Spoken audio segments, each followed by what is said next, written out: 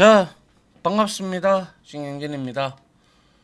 자, 우리가 이제 지난 시간에까지, 그죠? 지난 시간까지 우리가 빅데이터 결과 해석이라는 과목에서 챕터 01에 해당하는 분석 모형 평가 및 개선 섹션이 두 개 있었다. 그죠? 분석 모형 평가와 분석 모형 개선에 대해서 여러분들하고 마무리를 지었습니다. 그죠? 예, 그래서 이제는 마지막 4과목의 마지막 챕터에 해당하는 분석 결과 해석 및 활용을 이제 공부를 하면 이론적으로 우리가 공부를 다 마쳤다. 그리고 문제도 많이 풀어봤고, 그죠? 그래서 그에 해당하는 작은 섹션이 3개가 있는데, 분석 결과 해석, 그리고 분석 결과 시각화, 그리고 분석 결과 활용이 있습니다. 그래서 이거를 한 장으로 끝내려고 합니다. 이것도 역시 그렇게 내용이 많지는 않기 때문에. 근데 여기에서 섹션 01, 03은 그렇게 문제가 많이 나오는 비중은 없어요. 상대적으로 따지고 보면 챕터 02에서는 이 섹션 02에 해당하는 분석 결과 시각화에 대한 내용이 이 3개의 섹션 중에서 가장 빈도수가 높습니다. 이제 그거를 아시고 만약에 시간적으로 여유가 없으신 분들이다 그러면 분석 결과 시각화 보시고 나머지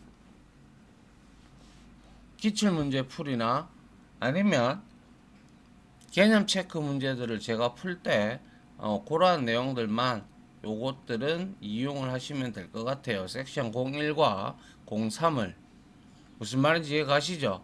예. 그래서 이 3가지의 섹션에 대해서 한 번에 이제 끝을 내려고 합니다. 그 다음에 이제 기출 문제를 한 두어 차례 같이 풀어볼까 합니다. 그래서 이번 시간은 역시 챕터 02에 해당하는 분석 모형 개선입니다. 이제 마지막 파트가 마지막 챕터가 되겠죠. 그 다음 거기에는 총 3가지 섹션이 있다라고 앞서 말씀을 드렸고, 분석 결과 해석, 분석 결과 시각화, 분석 결과 활용이 있는데 그 중에서는 상대적으로 얘가 비중이 조금 기출 빈도가 높다 라고 말씀을 드렸습니다. 뭐 그렇게 한들 저는 1번 섹션 01과 섹션 03도 강의를 해야 되기 때문에, 근데 그만큼 상대적으로 강의하는 내용은 섹션 01과 섹션 03은 조금 짧아요. 알겠죠? 예. 자, 그래서 분석 결과 해석이라는 섹션 01부터 조금씩 보도록 하죠. 자, 첫 번째로 이제 분석 모형을 나왔다. 분석 모형을 검토하고 최종적으로 선정을 했다. 그러면 그러한 분석 모형을 가지고 우리가 시각화를 통해 가지고 해석을 하는 방법을 알아야 되겠죠. 기껏 다 만들어 놨는데 시각화를 뭐 자기는 볼 수 있겠죠. 그런데 다른 사람들의 이해를 돕고 하기 위해서는 데이터 비주얼라이제이션이라고 하는 데이터 시각화가 반드시 필요하겠죠. 그래야 프로그래밍을 잘 몰라도 우리는 시각화된 것을 보고 한눈에 우리가 정보를 빨리 전달받을 수 있을 겁니다. 그죠? 예. 그래서 이러한 데이터 비주얼라이제이션이라고 하는 데이터 시각화는 주어진 데이터에 대한 이해를 돕기 위한 방법 중 하나겠죠. 그죠? 방법 중 하나로 데이터의 특성을 묘사하고 그리고 표현하는 방법입니다.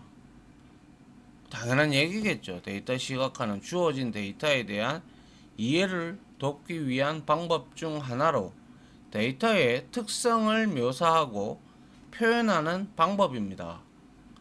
하여 우리는 그 시각화를 하기 위해서는 가장 좋은 것은 그림이라든지 색상이라든지 그래프라든지 도형이라든지 여러가지 이거 말고도 많을 거예요. 그죠? 예, 뭐 선도 될 수가 있고 뭐 그리고 뭐 분포도도 될 수도 있는 것이고 그런 것들이 많을 거예요.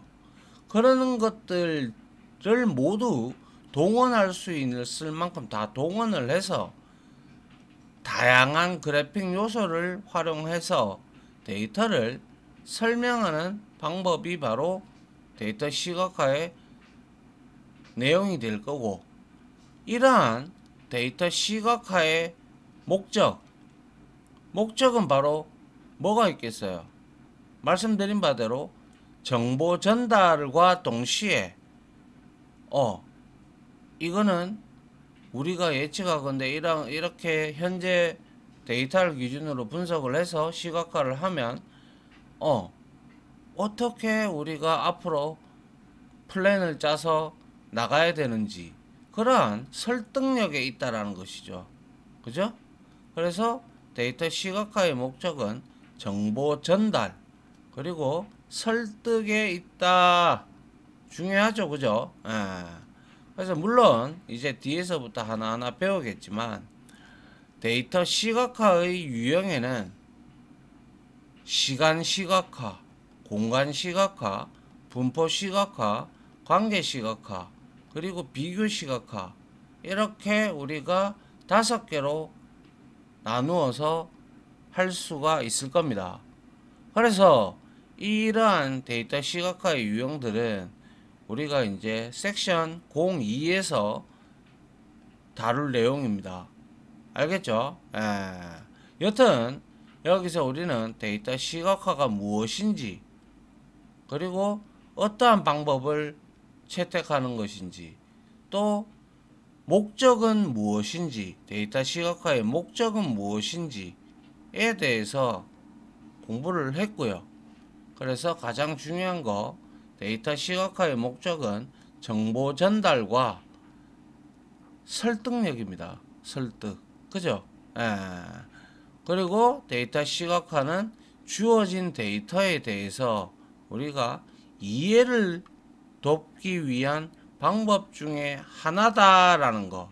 그래서 데이터의 특성을 묘사하고 표현하는 방법인데 그림이나 색상이나 그래프, 도형 등 다양한 그래픽 요소를 최대한 활용을 해서 우리가 그거를 보는 사람들에게 데이터를 설명하는 방법이며 그런 사람들로 하여금 우리는 정보 전달을 하고 그걸 통해서 설득력을 갖춰야 된다라는 거. 그게 이제 가장 중요한 게 바로 데이터 시각화의 목적이다라고 우리가 볼 수가 있겠죠. 자, 그 다음은 뭐죠? 자, 그러면 우리가 데이터 시각화를 하고 싶어. 그러면 당연히 종이에다가는 그릴 수 없을 거 아니에요. 그죠? 뭐 엑셀을 이용을 한다든지 파이썬을 이용한다든지 R을 이용한다든지 또 엑셀과 연동되어 있는 여러 가지 또 그러한 내용들 그렇게 이제 데이터 시각화에 관련된 도구들, 툴들을 제공하는 것들이 많다. 아시겠어요? 그런 것들 한번 보자고요. 그래서 데이터 시각화 도구에는 파인 리포트, 그리고 차트 블럭, 그리고 구글 데이터 스튜디오, 그리고 뭐 태블러, 그리고 파이썬, 뭐 R도 들어갑니다. R 등이 있다라는 건데, 자, 그러면 우리가 이러한 뭡니까? 이러한 데이터 시각화에 우리가 여러 가지가 있어요. 여기 지금 나와 있는 거 빼고도 참 많아요. 그래서 이제 우리가 가장 그래도 많이 쓰는 현재 많이 쓰는 게 바로 Find Report입니다. Find Report는 아주 손쉽게 다룰 수가 있어요. 그래서 간단한 드래그 앤 드롭, 우리 끌거다가 그냥 이렇게 갖다 붙이는 거예요. 그죠? 맞습니까? 예, 그래서 드래그 앤 드롭 방식으로 보고서를 아주 쉽게 만들 수 있고, 데이터 의사결정 분석 시스템을 구축을 할 수 있는 도구다. 이게 Find Report입니다. 그래서 Find Report는 아주 간단한 드래그 앤 드롭만으로도 우리가 회사에서 주간, 월간, 연간 이런 보고서들이 있죠. 그런 것들을 손쉽게 만들 수도 있고, 그리고 데이터 시각화 툴뿐만 아니라 말씀드렸다시피 데이터 의사결정 분석 시스템을 쉽게 구축할 수 있는 도구고 상당히 많이 사용이 되고 있어요. 아시겠어요? 그래서 이러한 Find Report는 여러 가지 데이터베이스가 있죠.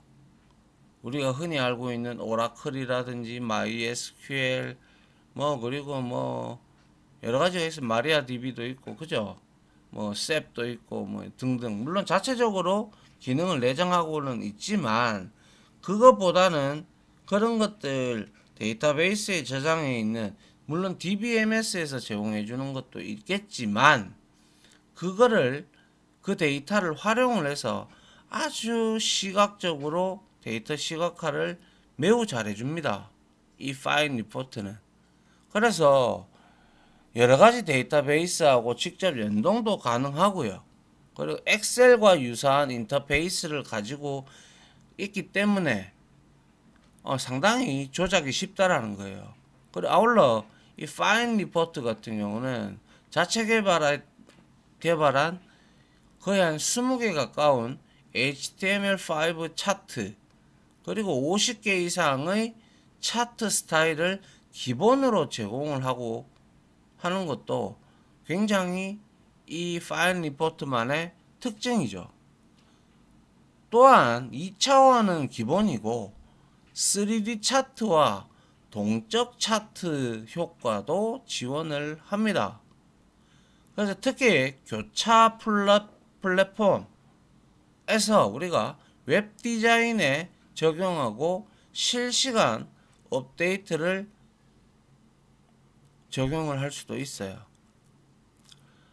그래서 다양한 대시보드 템플릿이라든지 자기 자신이 스스로 개발해서 만드는 시각화 플러그인 라이브러리 이런 것까지 다 제공을 해요. 그리고 이어놈은 우리가 실시간으로 시각화를 한다라는 거예요. 순간적으로 계속 변하잖아요. 물건의 이동이 가든지 데이터가 수주가 되고 입고가 되고 이런 것들이 실시간으로 눈에 보여집니다. 그래서 현재 Find Report는 기간과 기능에 제한 없이 국내 개인 사용자용 라이선스를 공식 홈페이지에서 무료로 배포도 하고 있습니다. 아시겠어요? 그게 이제 제가 이렇게 빨간색으로 색상을 이렇게 한 이유가 많이 쓰니까요. 그죠? 그 다음으로 또 많이 쓰는 게 차트 블럭입니다. 그래서 차트 블럭, 이거는 영국에서 개발이 된 거예요. 영국 소속 회사의 차트 블락스라고는, 얘는 자바스크립트 D3를 이용을 해서 HTML5 통계 차트를 생성해주는 그러한 데이터 시각화 도구예요. 그래서 이놈의 특징은 코딩을 안 해도 된다라는 거예요. 아시겠어요? 코딩 없이 스프레드시트, 엑셀 하고 데이터베이스를 활용해서 아주 쉽게 손쉽게 데이터 시각화를 하는 도구입니다. 그렇기 때문에 누구나 쉽게 접근을 할 수가 있다라는 거 아시겠어요?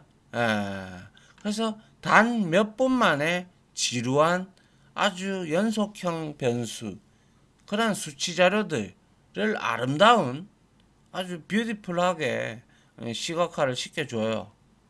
그래서 이놈은 차트블럭스는 또 좋은 게 뭐냐면 시각화한 데이터는 디바이스의 종류에 관계가 없고 아울러 스크린의 크기도 제한 없이 자유롭게 호환이 가능하더라라는 거예요. 그게 바로 차트블럭이라고 하는 코딩 없이 스프레드시트와 데이터베이스를 활용하여 쉽게 데이터를 시각화하는 도구다. 알겠죠? 요게 중요하죠. 그죠? 그 다음으로 또 유명한 게 구글 데이터 스튜디오라고 해서 이건 말 그대로 구글에서 구글 데이터 스튜디오는 구글 마케팅 플랫폼에 있는 웹 기반의 데이터 시각화 도구예요. 그래서 얘도 마찬가지로 다양한 데이터를 연결, 간단한 시각화 작업, 보고서 공유가 가능합니다. 그래서 이거는 구글 마케팅 플랫폼의 일부예요. 그래서 구글 데이터 스튜디오를 통해서 우리와 같은 사용자는 자신의 데이터와 대시보드에 대한 여러가지 뷰를 작성을 할 수가 있어요. 특히 이러한 구글 데이터 스튜디오는 구글 애널리틱스하고 연동이 돼요. 그래서 분석이 돼요. 특히 이 두 가지 툴은 전부 다 무료 버전으로 우리가 사용할 수 있기 때문에 강력한 페어링, 아시죠? 페어링에 대한 개념은 그거에 대해서 실현을 할 수가 있다라는 거예요.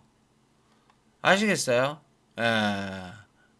그리고 우리가 뭐 이거 말고도 또 뭐 있습니까? 오픈 히트맵이라는 것도 있고, 그리고 마이크로소프트에서 제공하는 파워 BI가 있어요. 아시겠어요? 그리고 태블러라는 것도 있는데요. 이거는 클라우드 아시죠? 그죠? 클라우드 기반으로 서비스가 돼요. 그래서 차트나 그래프 등 다양한 그래픽 기능을 제공을 하는 시각화 도구고요. 그리고 나머지 파이썬과 R 언어가 있는데, 파이썬은 다양한 그래프 라이브러리들을 제가 그랬잖아요. 파이썬이 예전에는 거의 프로그래밍 순위가 굉장히 뭐 탑10에도 못 들 정도였는데, 이제 우리가 빅데이터 분석에 대한 개념이 나오면서 대용량 데이터 분석이 나오면서 이 배우기 쉬운 문법이 그렇게 까다롭지 않은 파이썬이 에다가 뭐 이러한 빅데이터에 관련된 라이브러리들이 쏟아져 나왔어요. 그래서 그러한 라이브러리를 우리가 실질적으로 추후에 실기할 때 땡겨와서 그것을 활용해서 직접 우리가 프로그래밍을 통해서 구현할 수 있는 시각화 도구입니다. 파이썬도. 얘는 자체 내에서 라이브러리만 땡겨오면 바로 우리가 볼 수가 있어요.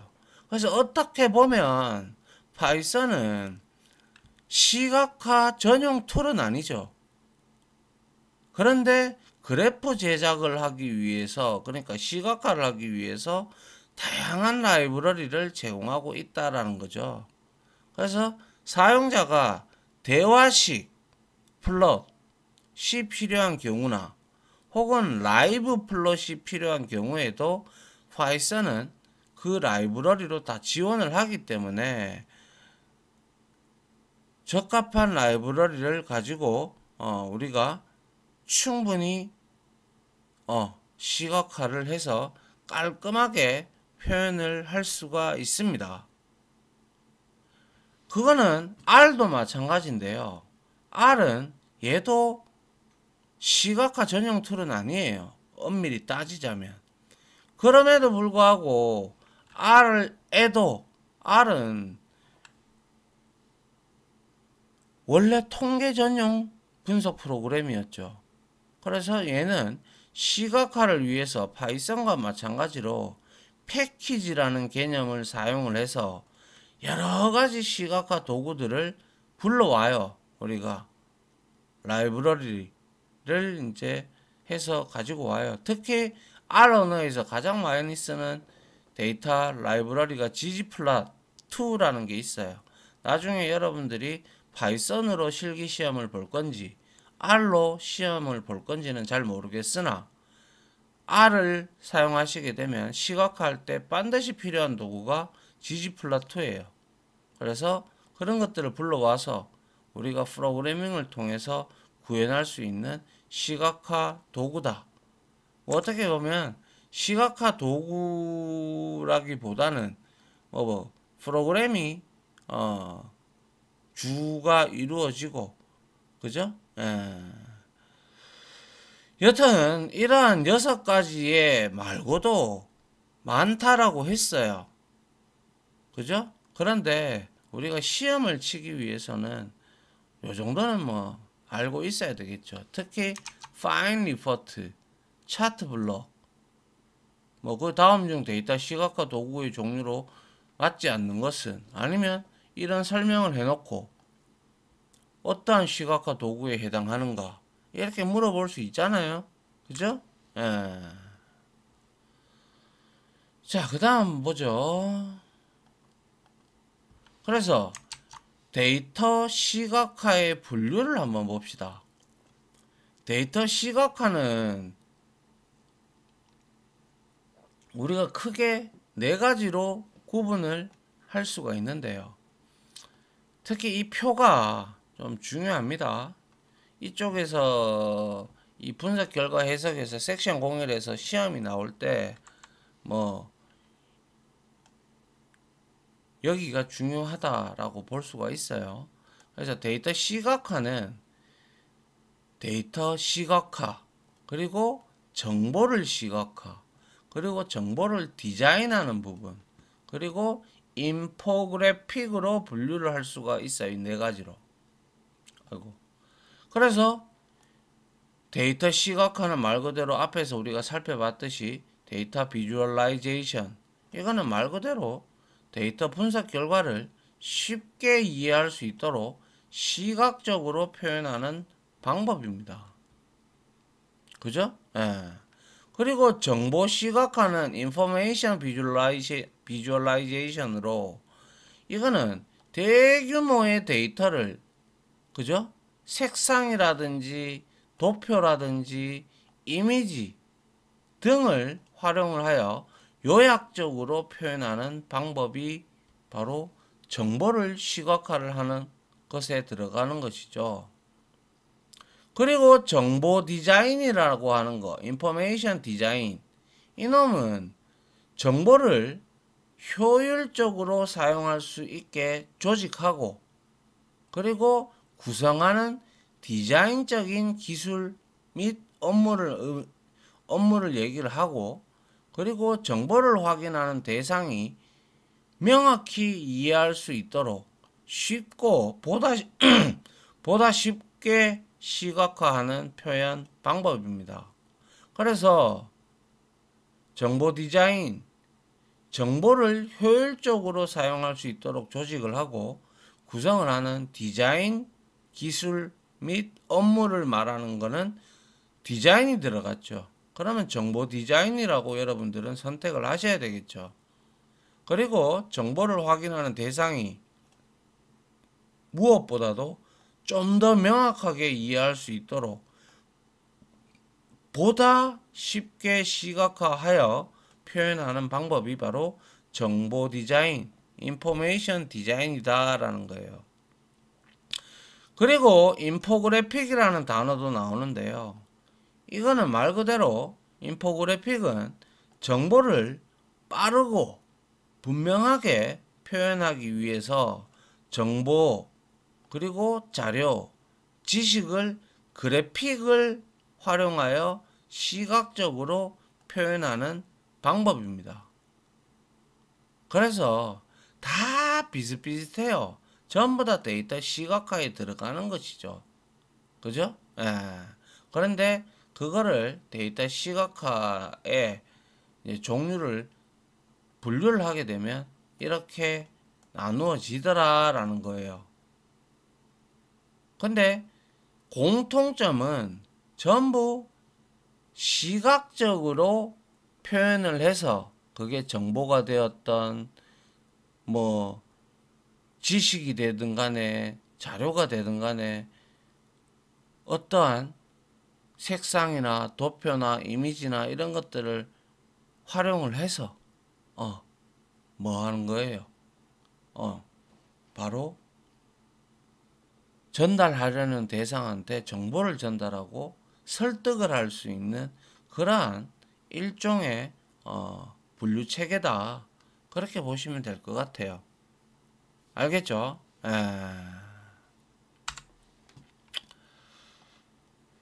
자, 그 다음 한번 볼까요? 그래서 이제 데이터 시각화의 절차, 프로세스가 있겠죠, 당연히. 그럼 제일 먼저 구조화가 있을 것이고요.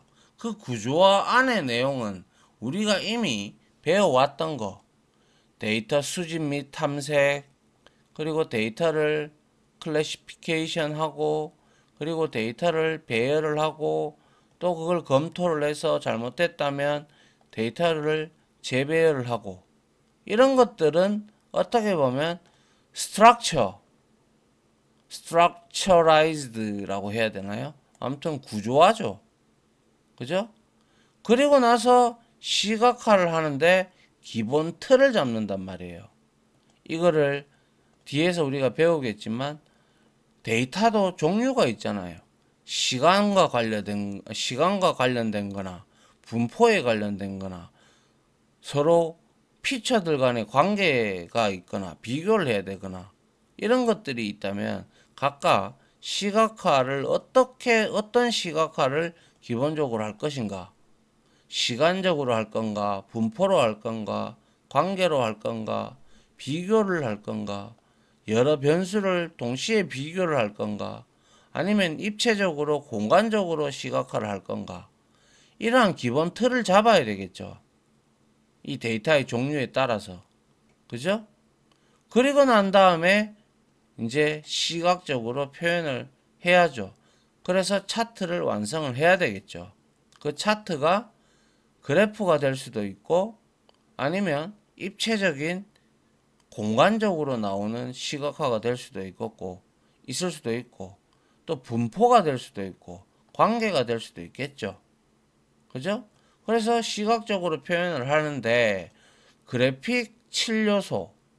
자, 여기서 그래픽의 7요소라고 하는 것은 명도, 색상, 질감, 형태, 위치, 방향, 크기, 뭐 이런 것들이 바로 그래픽 7요소라고 하고요. 그 다음에 그래픽을 함에 있어서 디자인을 잡을 때 기본적인 원리가 있겠죠. 그죠? 저는 디자인 전공은 아니어가지고요.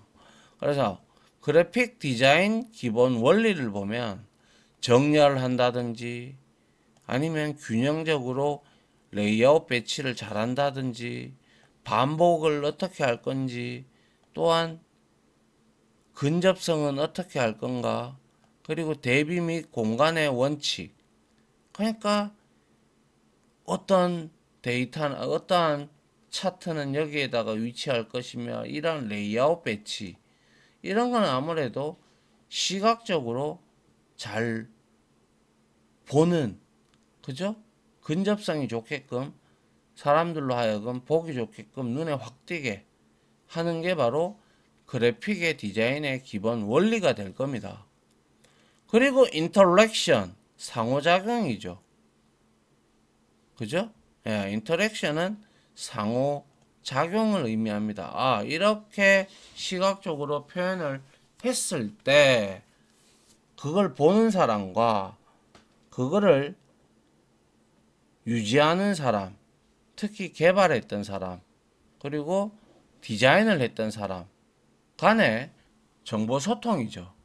인터랙션은 상호작용을 한다는 것이고, 그 다음에 시각정보 디자인 또 7원칙이 있는데, 그게 바로 시각정보 디자인 7원칙에는 시각적으로 비교를 강화를 한다든지, 그리고 무엇으로 인해서 무엇이 나왔다라는 인과관계를 표시를 한다든지, 아니면 다중 피처를 표시를 한다든지, 아니면 텍스트 및 그래픽과의 조화롭게 레이아웃을 잡아서 배치를 해준다든지, 그리고 콘텐츠의 질과 연관성을 분명히 표현을 해줘야 되는 거, 그리고 시간순이 아닌 공간순으로 나열을 해야 된다라든지, 그리고 정성적인 데이터보다는 아시다시피 앞에서 우리가 정량적 데이터, 정성적 데이터에 대해서 공부를 했고, 보고서를 쓸 때도 제가 말씀드렸죠. 두리뭉실하게 정성적으로 쓰는 것보다 수치화로 되어 있는 정량적 자료의 정량성을 유지하는 것. 이것도 우리가 어떠한 디자인을 만약에 데이터를 가지고 시각화를 하는데 여기에 뭐 파이 차트를 썼다. 그러면 여기에서 여기까지는 뭐 얼마 몇 프로, 여기에서는 몇 프로, 아니면 또 막대 그래프를 썼다. 그럼 여기에 X축과 Y축을 둬서 이렇게 개수를 수치화를 이걸 뭐 다소 높다. 그거는 어디까지나 정량적인 수치를 표시를 하고, 그리고 나서 부가적으로 해석을 할 때 정량적인 데이터를 말하면서 상대적으로 높다. 뭐 이런 형태로 얘기를 해야지 설득력이 있는 것이지, 그냥 무작정 얘가 높습니다. 이거는 제가 관리자의 입장이라도 상당히 그거는 좀 내용이 그렇다, 그죠? 맞습니까? 그래서 이러한 데이터 시각화의 절차, 프로세스, 구조화에는 어떤 게 있는지 딱 봐도 알겠죠? 그죠? 그리고 시각화, 기본 틀을 잡는다고 있어요. 그리고 시각적으로 표현하는 것이 바로 차트를 완성을 하는데, 그래픽의 7요소, 그래픽 디자인 기본 원리, 그리고 인터랙션, 그리고 시각정보 디자인 7원칙에 입각하여 이제 우리가 차트를 완성을 시각적으로 하게 되는 것이죠. 안 그렇습니까? 그래서 이러한 데이터 시각화의 절차, 프로세스를 우리는 알아야 된다는 것이죠. 그래야 여러분들이 지금껏 그렇게 배워왔잖아요. 이렇게 우리가, 그죠?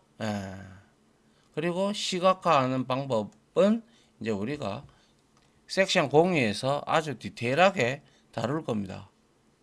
알겠죠? 됐습니까? 그리고 이런 거는 디테일하게 여러분들이 외울 필요 없어요. 문제 나올 때 같이 한번 보면 되는 겁니다. 알겠죠? 자, 일단 여기까지 하고요. 다음 시간에 이제 우리가 비즈니스 기여도 평가 방법에 대해서 좀 배우도록 하고요.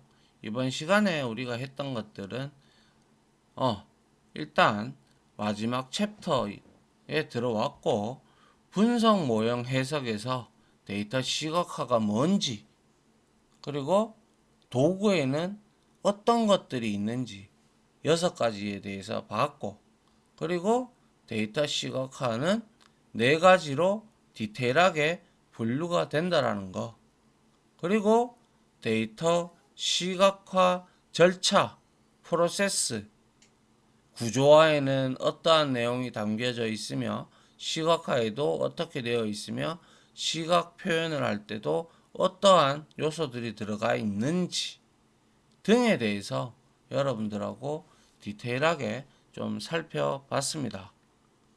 됐죠? 자, 지금까지 강의 들어주신다고 고생 많으셨고요. 저는 다음 강의로 이제 찾아뵙도록 하겠습니다. 고생 많으셨습니다. 감사합니다.